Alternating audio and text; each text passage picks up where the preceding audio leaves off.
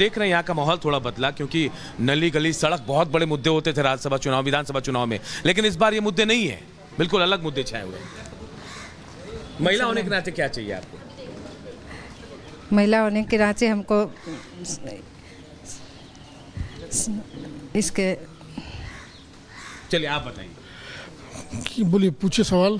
क्या मुद्दे हैं आपके? देखिए, मेरा मुद्दा है कि प्रदेश के अंदर में सुख शांति समृद्धि की स्थापना हो, व्यापार और उद्योग अच्छी तरह से चले, उसके लिए एक नई स्थिर सरकार का गठन हो, यही हमारी इच्छा है और इसी नाते मैंने अपना वोट कास्ट किया है। जो परिस्थितियां हैं झारखंड की, अभी ऐसा लग रहा है कि स्थिर सरकार मिल पाएगी?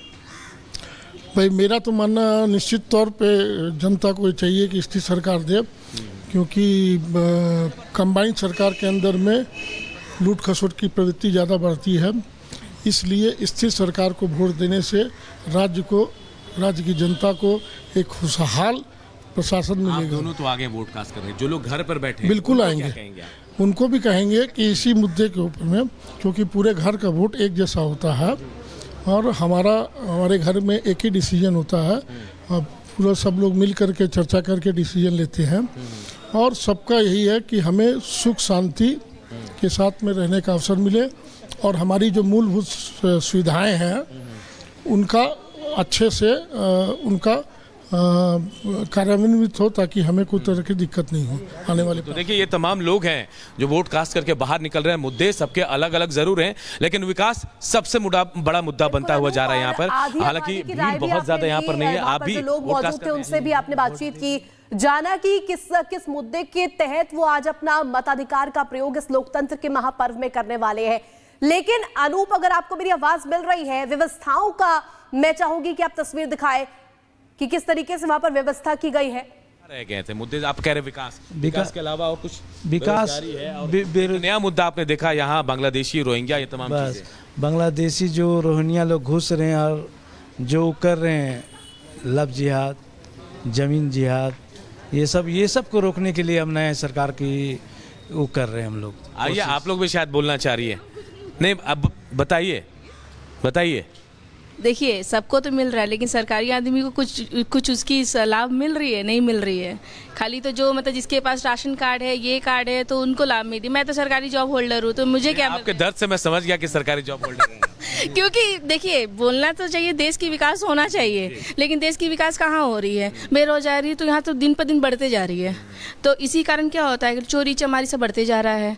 तो जो आगे मैया योजना से अच्छा बेटा योजना, नौकरी योजना दोगी तो मैया खुश रहेगी। तो इसीलिए बोला जाता है कि अगर बेटा लोग को नौकरी दिया जाएगा तब ना माँ लोग खुश रहेगी। बातों से लग गया कि वोट कहाँ पड़ा है। आप बताइए, क्या मुद्दे रहे? नहीं, विकास चाहिए और क्या, बेरोजगारी खत्म होना चाहिए, गरीबों को उतना ही मिले जितना वो लोग खा पी के आराम से रह सके। और क्या? तो आपको क्या लगता है, 24 साल का झारखंड हो गया, विकास जो होना चाहिए तो हो पाया झारखंड में? बहुत कुछ हुआ है, बहुत कुछ होना बाकी है। चलिए स्टैंड। अनूप, हम महिलाओं से बात कर रहे हैं। महिलाओं का कहना है कि युवाओं को नौकरियां नहीं मिल रही हैं, इस पर सरकार को फोकस करना चाहिए। जो भी सरकार आती है, यानी कि वर्तमान सरकार से कहीं ना कहीं नाराजगी निकलकर सामने आ रही है और इनका ये कहना है कि सरकार को महिलाओं के साथ साथ युवाओं का ध्यान रखना चाहिए। और ये तस्वीरें आपको दिखा रहे हैं कि तमाम बड़े चेहरे भी मतदान करने के लिए पहुंच रहे हैं। अनूप लगातार हमारे साथ जुड़े हैं। अनूप, जिन 43 सीटों पर आज मतदान हो रहा है, उनमें से ज्यादा सीटें इस वक्त के इंडी और उस वक्त के यूपीए गठबंधन, जब ये मतदान पिछली बार चुनाव हुए थे, उस ज्यादा सीटें उनके खाते में गई थी। तो इस बार जो नाराजगी लोगों की निकलकर सामने आ रही है, कहीं ऐसा ना हो वो नाराजगी दूसरे पाले में चली जाए और उनको इसका फायदा हो जाए। लोग जो कह रहे हैं, जरा और विस्तार से इनसे बातचीत कीजिएगा कि नौकरी के अलावा, विकास के अलावा और किन चीजों पर फोकस है। जिसको मुद्दा बनाया गया सबसे ज्यादा झारखंड में नोट मिले, नोटों की गड्डी मिली, उसका लोगों पर कितना असर पड़ रहा है? बिल्कुल, देखिए, सबसे बड़ी बात जिसका आप जिक्र कर रहे हैं, कुछ लोग हैं, मैं आपसे, मैडम आप वोट कास्ट करने आई हैं? मैडम, क्या मुद्दे लेकर आई हैं? अभी हम वोट देने जा रही हूँ आके, चलिए, ये देखिए वोट कास्ट करके आएंगे तब बताएंगे, लेकिन मैं आपको बता रहा हूँ जिस मुद्दे का आप जिक्र कर रहे हैं, इस चरण की मैं बात करूँ तो 43 सीटें हैं, 15 जिलों के 43 सीटें, और इनमें से 6 एससी हैं और 20 जो है एसटी एससी सीटें, यानी ज्यादातर सीटें जो है आरक्षित और आदिवासी बहुल इलाके पर हैं। ऐसे में आप समझिए कि अगर वोट कहीं ना कहीं छिटकता है तो इसका किसको फायदा मिलेगा, क्या दिक्कतें होंगी। और इस बार का मुकाबला दो पार्टियों में, महागठबंधन और एनडीए के बीच में है, और मुद्दे बिल्कुल अलग तरीके के। आपने देखा बांग्लादेशियों का मुद्दा, बाहरियों का मुद्दा, ये तमाम मुद्दे और योजनाओं पे योजनाएं जो दी जा रही थी, ये चीजें भी बहुत बड़ी बात मायने रख रही थी। लेकिन झारखंड की परिस्थिति जो है उसमें भ्रष्टाचार जो है जिसका जिक्र आप कर रहे हैं, ये एक बड़ी फेरिस्त थी इसकी, और एक के बाद जो छापेमारी हुई, जो चीजें निकल कर आई, नोटों का अंबार निकला था, इसका भी इंपैक्ट इस चुनाव में देखने को मिलेगा। लेकिन हेमंत सोरेन सरकार की तरफ से कहा जा रहा है कि इन सब के बीच उन्होंने विकास के दावे किए और उसके बाद काम भी किया, लेकिन दूसरी तरफ उनके ऊपर भ्रष्टाचार के आरोप भी लगे, जिसको बीजेपी इस बार भुनाने की कोशिश कर रही है। लेकिन पहला फेज जो है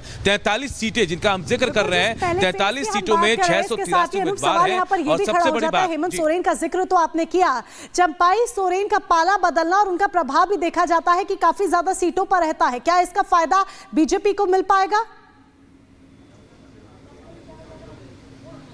जाहिर तौर पर बीजेपी में चंपई के आने का फायदा बीजेपी को मिलेगा। जहां से चंपई आते हैं, सरायकेला जिसका मैं जिक्र कर रहा हूं, उस इलाके में आसपास में उनका असर जरूर है, और ये असर भी नजर आएगा इस चुनाव में, क्योंकि आज वहां भी मतदान होने वाले हैं, वहां भी मतदान हो रहा है वहां पर, तो वहां भी इसका इंपैक्ट दिखेगा। जब रिजल्ट सामने आएंगे तब आपको नजर आएगा कि चंपई का कितना इंपैक्ट है। लेकिन सबसे बड़ी बात कि जेएमएम ये कह रही है कि चंपई यहां से गए, उनके अलावा कोई और नहीं गया, मतलब दूसरे विधायकों पर, दूसरे इलाकों में, दूसरे विधानसभा क्षेत्रों में उनका असर नहीं दिखेगा, ये जेएमएम का कहना है। लेकिन बीजेपी को चंपई से बहुत उम्मीद है, क्योंकि चंपई के बेटे भी चुनाव लड़ रहे हैं, उनकी भी भविष्य का फैसला इसी चुनाव में, इसी वोटिंग में होना है।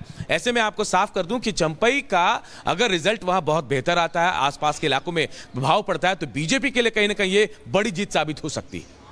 अनूप, इसके अलावा जिस तरीके से अगर हम कहें, आपने तमाम चीजों को लेकर के जिक्र किया, अगर हम कहें राज्य की जब से गठन हुआ है 1996 से, उससे पहले से ही सीपी सिंह यहां से जीतते आ रखे हैं।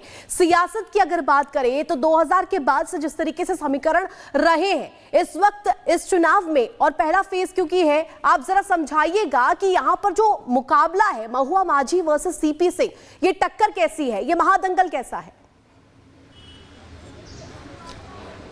देखिए, रांची सीट शुरुआत से बीजेपी का गढ़ माना जाता था, खासकर ये शहरी सीट।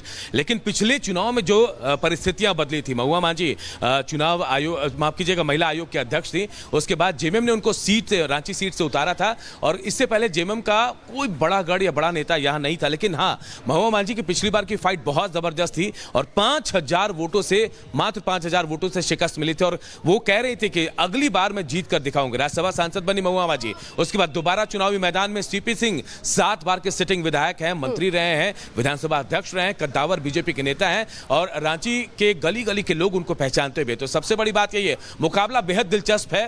रांची विधानसभा सीट जिसे बीजेपी का गढ़ कहा जाता है, और इसे भेजने की पूरी तैयारी जेएमएम ने कर रखी है। ऐसे में किसे जीत मिलेगी, ये चुनाव परिणाम ही बता पाएंगे। अनूप बता रहे हैं कि इस बात जाहिर तौर पर चुनाव परिणाम ही ये बता पाएंगे आने वाले समय में भी क्या निकलकर सामने आता है, लेकिन सबके अपने अपने दावे हैं।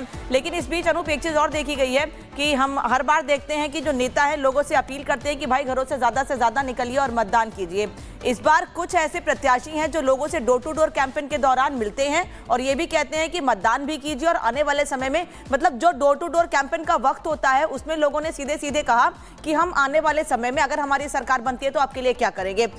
सवाल यह है कि जनता पर इसका कितना असर पड़ता है जब डोर टू डोर कैंपेन करते हैं जाकर प्रत्याशी, और उनसे सीधे सीधे सामने सामने वादे करते हैं कि हम आपके लिए ये करेंगे, क्योंकि हर बार ये होता है लेकिन लोगों को फायदा इसका नहीं होता है।